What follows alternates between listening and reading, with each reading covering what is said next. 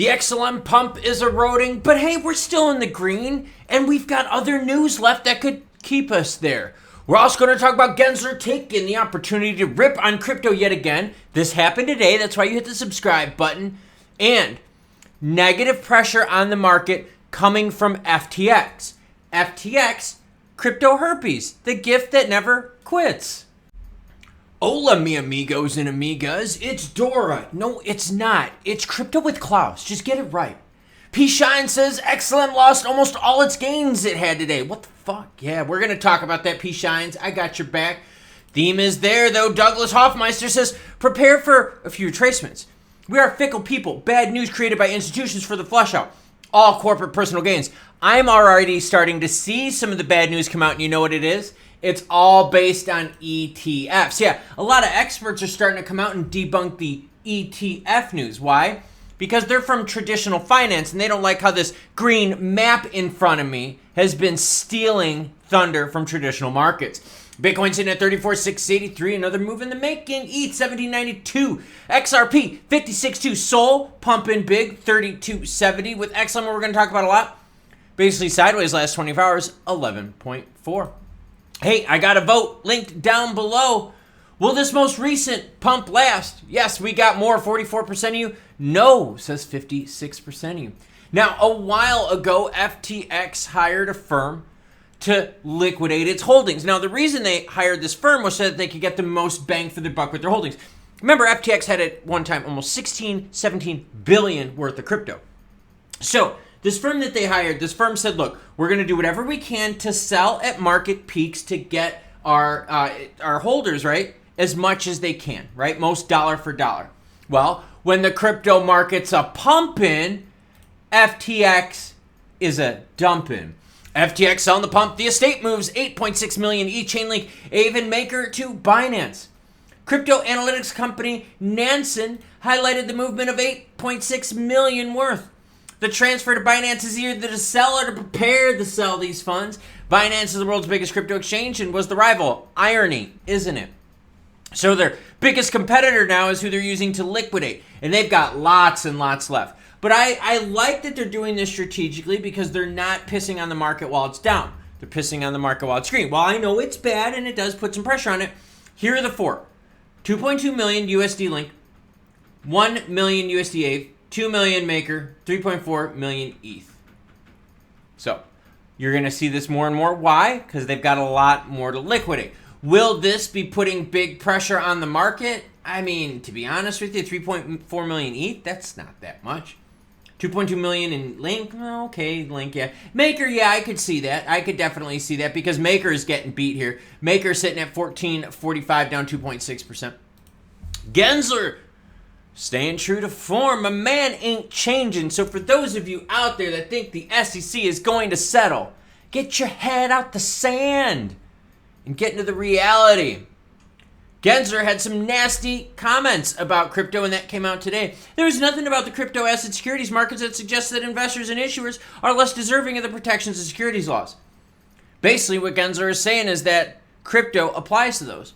Congress could have said in 1933 or 1934 that securities laws only apply to stocks and bonds, yet Congress included a long list of items in the definition of security, including investment contracts. Now, what did Gensler say directly about crypto? And this happened today. Like I said, that's why you hit the subscribe button. Gensler called the industry problems not surprising. He said, this is a field rife with fraud, scam, bankruptcies, and money laundering. While many entities in this space claim they operate beyond the reach of regulations issued before Satoshi Nakamoto's famous white paper, they are also quick to seek the protection of the law in bankruptcy court in litigating their private disputes. And don't get me started on crypto, Gensler said. I won't even name all the individuals we've charged in this highly non-compliant field. Gensler staying true to form to piss on crypto. FTX using this pump to dump on the market. The market is starting to see some breakdown from the highs. Bitcoin back from its highs. XLM is noted by the viewer earlier. I've got it right here. P. Shine got you back. XLM lost almost all of its gains today. What? Well, has to do with oomph. What more oomph was there to propel the market? And we talked about this. These moves aren't lasting. Why aren't they lasting? There's not enough fuel. There's not enough excitement. There's not enough players in the pool. This is the 1 month chart of XLM. You can see we had a pretty strong move from 10.3 all the way up to 12. We broke 12, but we could not hold it. That is what you have to take away from this move. Now, if you zoom in a little bit further, you can see exactly that. There is nowhere near enough market optimism right now to price in anything north of 12 cents. We hit it. We touched it for a few seconds. That's right. They let you touch it for a few seconds. But you weren't able to finish, were you? No. So that's where we're at. 12-cent near-term resistance. Now, can we keep bouncing higher than this 11.2? Sure, of course. But what kind of news do we have coming up right now? We've got more negativity from Gensler. I wouldn't worry about the FTX selling pressure because the firm that they hired is a really legit one to do it, and they need to get the most for their shareholders, so they're not going to dump on the market to make it worse. They're just going to take opportune times to take profits, which that's why, again, I have to ask you. No one ever went broke taking profits. Are you taking profits with XLM? Because again, if we think about what are the news factors that could be bullish for us coming forward, ETF action. SEC meeting with Ripple in November, early November. That could be positive as well. But as you noticed, that's not directly related to XLM. So XLM is now being the recipient of peripheral benefits. So what do we got to do? We got to follow the price of Bitcoin. We got to follow the price of XRP in the news related to the SEC.